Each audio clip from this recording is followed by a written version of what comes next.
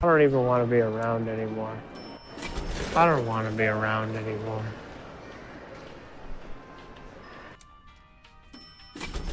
I have yet to listen to a song where, the Nicki Minaj feature made it better.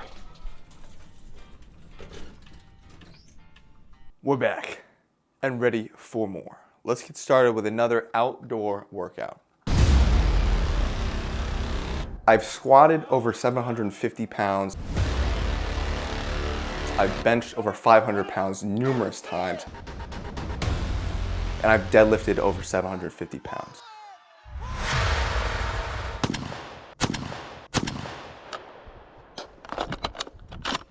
All right, today we're gonna do squats outside, only one set of 5 with 580.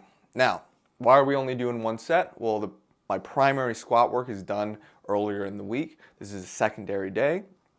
And the reason we're only doing just one set is because all I need to do is one set. Not all the time do you need to have the 5 sets of 5, 6 sets of 3, high sets, high reps, and things like that. My primary stimulus for squatting comes at the beginning of the week. This one set of 5, it's heavy, it's hard, but that's only my secondary stimulus. I only need to go through it one more time. When I was prepping for one of my meets last year, I was dealing with a lot of patella tendonitis, and squatting really bothered my knee.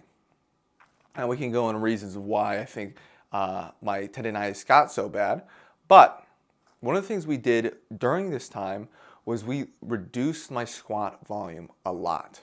The reason we did this is just I wanted to keep my squat strength, but I did not necessarily need to push it to build. You need to push yourself very hard in order to adapt and overcome. But to maintain, we can dial it back a little bit. So in order to maintain my squat strength, which was around 730 to 750, all I did was one set of heavy squats, worked up to one set of heavy squats a week, and I was able to maintain. That maintenance volume and maintenance intensity can be different per person, and there's ways you can use it in your programming and training to make sure that you keep certain aspects of your intensity or your training. Maybe you want to focus on building something else, like you're building your deadlift, building your bench, or you're working around an injury, right? So just like there's specific ways that we can adapt, overcome, and push certain lifts, there's other ways we can make sure we maintain and not regress, okay? And manipulating our volume and intensity is one of those. But for right now, my knees are feeling good, I'm feeling good. We push hard in squats at the beginning of the week, and we dial it back for the second day. So, only one set doesn't mean it's not heavy. It's still 580, my bad. Still 580. I'm focusing on keeping good form, keeping good technique, bracing, and again, perfecting my technique. Just like the squat video earlier this week, we talk about making sure our technique is perfect, and that's exactly what we want to do here too. After those squats, we move on to Zercher elbow carries, 460 for 50 feet. Now, Strongman Nationals coming up in September 20th does not have a squat event. It has a deadlift event, and it has a Conan's wheel Zercher carry event. So, in order to train that Conan's wheel, I'm training the Zercher position, and a yoke is a great way to do that. So I got 460 on the bar right now. The yoke apparatus itself weighs about 280, and then I got 4 45-pound plates. Nice brace, pick, and move. Couple things to notice here. Look how wide and thick that back is. You can tell a strong man by how big their legs are, how big their ass is, and how big their back is. That posterior chain makes you strong. It's a sign of strength, okay? No one gets a big back and has very skinny arms and very skinny legs and very skinny necks. If you get a big back, you're probably going to be big everywhere else too. Overall, feeling really good.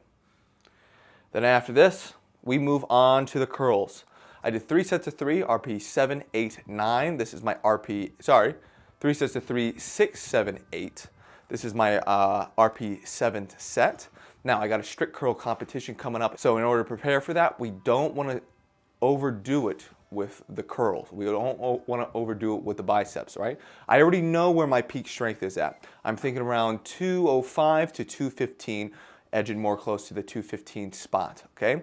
So we already know this. Now, in preparation for that competition, we want to keep this stimulus of strength up high, but it's not like we're pushing ourselves like we were in the prior weeks, where I was doing 5 sets of 3, 5 sets of 2, 5 sets of 1, where I was really pushing the heavy weight. Right now, we just need to almost maintain and taper into the competition. What is tapering?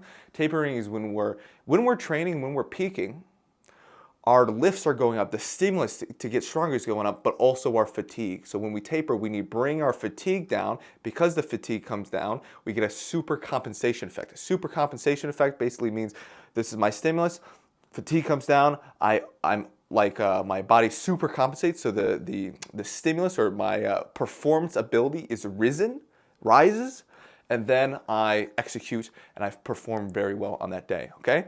So I will be competing in a strict curl competition. That's why we're only doing 3 sets, and that's why we're keeping the weight relatively light.